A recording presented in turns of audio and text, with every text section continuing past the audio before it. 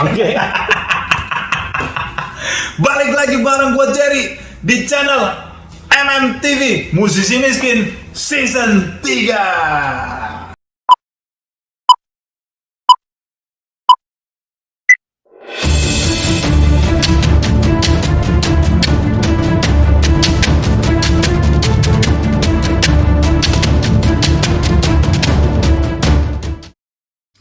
Oke everyone, nah ini kalau sebelumnya ya bahas kesulitan dalam apply visa gitu ya, yang mana yang sulit, yang mana yang mudah gitu. Saya udah kasih tauin gitu ya, kalian udah tahu sekarang. Oh iya bener juga ya, susah itu ya, yang mudah ini ya.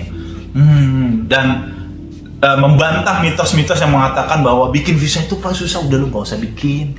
Itu jangan dengerin orang kayak gitu. Semua orang berhak untuk mencoba, semua orang berhak untuk belajar, dan semua orang berhak untuk mendapatkan kesempatan ke Amerika. Ingat itu everyone ya. Nah sekarang gue juga mau membantah mitos yang terjadi di lapangan juga. Interview. Nah pada saat kamu nge-apply kan, interview itu gitu kan, ini juga saya mau ngelurusin nih. Jadi ketika kamu nge-apply everyone, kamu jangan salah. Nge-apply misalnya hari ini, terus orang bilang, oh berarti interviewnya besok ya? Nggak begitu. Ya, interviewnya tergantung dari jadwal. Jadwalnya itu kalian bisa lihat di situsnya online, itu sudah ada.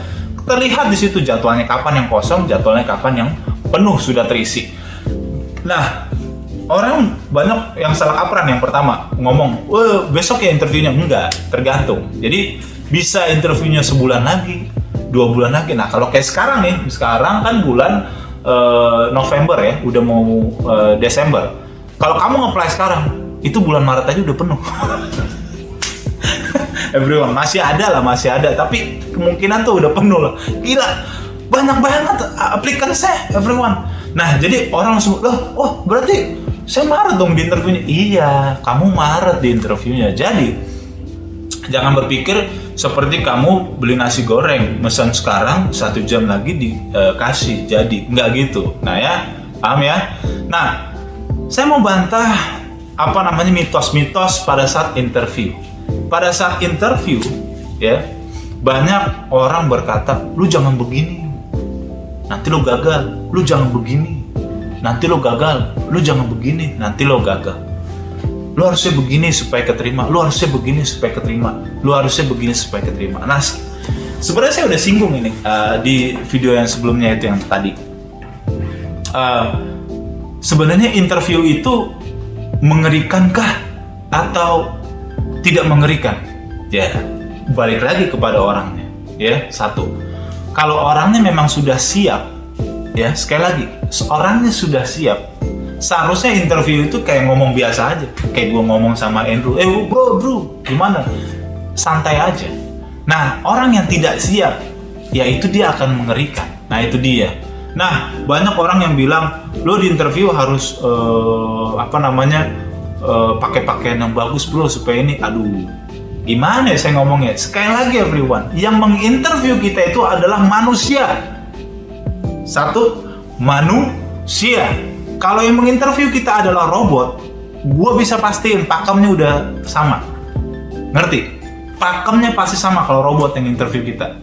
Nah masalahnya yang interview kita manusia. Kamu ngerti nggak manusia? Manusia itu dipengaruhi oleh perasaan, ya, logika, ya, mood, keadaan di saat itu. Jadi kalau orang ngomong, lo begini supaya begini, lo begini supaya enggak, manusia nggak bisa dikasih pakem, karena kita bukan robot. Ingat itu, kita bukan robot. Makanya, nah itu dia. Saya mau membantah yang pertama. Banyak orang bilang kalau password lo masih kosong, lo pas interview pasti gagal. Password lo masih kosong, interview lo pasti gagal. Kata siapa? Banyak. Gue bisa kasih bukti. Banyak banget orang yang paspornya masih kosong lolos. Maksudnya paspor kosong itu belum pernah jalan-jalan ke Eropa, bahkan ke Singapura belum pernah. Itu paspor masih mulus, baru bikin paspor, tapi dia bisa lolos. Nah, itu dia. Banyak kan yang ngomong nggak bakal lolos. Ya, nggak bakal lolos. Bisa tuh lolos. Mitos.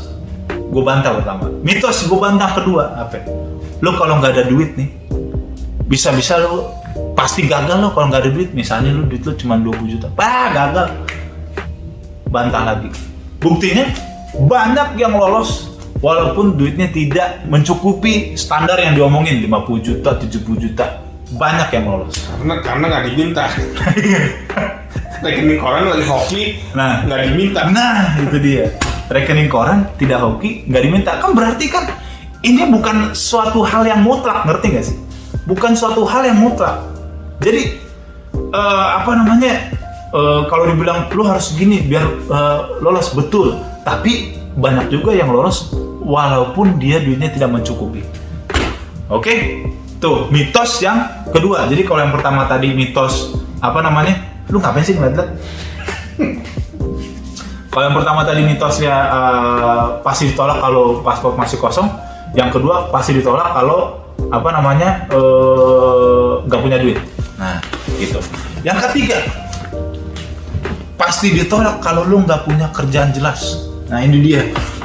Ini kata siapa? Nah, kan gitu. Benar. Ada yang ditolak begitu. Tapi ada juga yang diterima, everyone. Ada juga yang diterima gitu. Kerjanya misalnya serabutan dalam tanda kutip. Ada yang diterima. Nah, jadi kita balik lagi sekarang. Kenapa bisa ada yang diterima? Bisa ada yang nggak diterima. Karena apa? Karena interviewernya berbeda. Paham ya? Setiap orang pasti beda. Gue sama si Andrew treatmentnya beda. Kamu ngomong sama saya pada saat misalnya mau bikin visa, beda ngomongnya. Kamu ngomong sama Andrew, beda. Mungkin pesannya sama, ya, tapi perlakuannya beda. Nyambung ya? Nah, itu dia. Makanya sama. Kayak kamu belanja, misalnya belanja di pasar, belanja masker. Nih, taruhlah nih masker harganya 20.000. Misal 20.000. Tapi kamu beli 20.000. Terus datang orang nawar, "Abang, 15.000 dah." Aduh, nggak bisa. Udah 20.000 udah pas itu, udah nggak bisa 20.000. Nah, kamu akhirnya beli 20.000 kan? Tetap ya udah 20.000. Tiba-tiba ada orang nawar dikasih 18.000. Nyambung gak nih?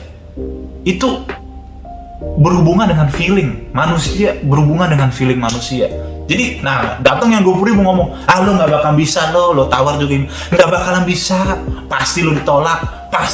Nah, ini yang sering di YouTube orang ngomong gitu tuh, lo pasti ditolak.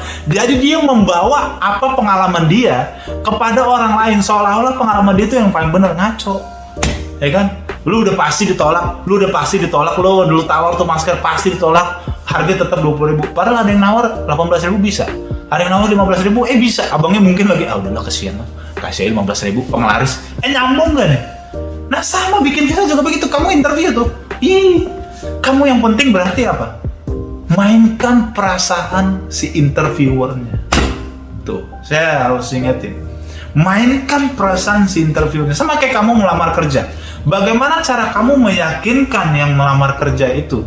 Ya, yang melamar kerja itu, kamu yakinkan bahwa kamu orang yang tepat di kantornya. Kamu orang yang benar dibutuhkan oleh kantor itu. Nah, sama seperti kamu kalau ke Amerika, kamu bisa meyakinkan atau tidak bahwa kamu akan ke Amerika untuk melakukan suatu hal yang benar, ya. Contoh satu hal yang benar kayak misalnya kalau saya ke Amerika itu untuk bisnis, ya. Nah, orang akan ngomong dong, bisnis. Kamu mau bisnis apa? Ya, saya bisa jelasin. Nah, kebanyakan orang yang ditolak pada saat interview, mereka datanya apa, ngomongnya apa, pelitat-pelitut, ngerti gak? Di datanya orang pengen melakukan bisnis. Pas tanya bisnis apa?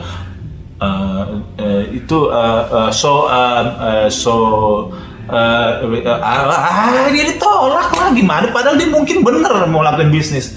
Tapi lu ngomongnya nggak bener, nggak becus. Ya ditolak, everyone, ditolak. Ngerti ya? Jadi sebenarnya rahasianya kalau kamu pengen sukses ke Amerika, interviewnya kamu harus jago. Bisa meyakinkan orang kedutaan bahwa yes, you are the right person. Kamu memang benar pengen ke Amerika, bukan mau kerja ilegal, kamu bukan untuk membuat kriminal di sana. No. Tapi kamu memang benar sesuai dengan apa yang kamu beritahukan. Kamu ingin begini, and you can prove it. Kamu bisa membuktikannya ke interviewernya. Ketika kamu bisa membuktikannya, cepet. Makanya nggak usah heran, ada 5 menit di interview kelar. Cuman siap, karena interviewernya udah melihat, ini orang bisa dipercaya. Kan mereka juga punya orang yang sebagai menginterview itu harus punya ilmu psikologi ya, pasti. Dia melihat orang bagaimana gerak-geriknya, bener nggak nih, gimana ketahuan yang bohong dan yang tidak bohong. Itu dia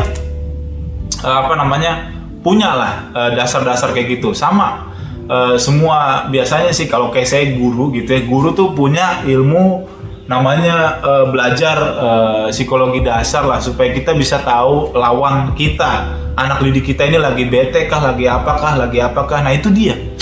Jadi kembali lagi, semua mitos-mitos yang ngomong paspor ini apa segala macam, aduh itu cuma mitos saja. Benar, ada yang ditolak tapi ada juga yang diterima. So jangan bilang pasti ditolak, itu saya nggak suka.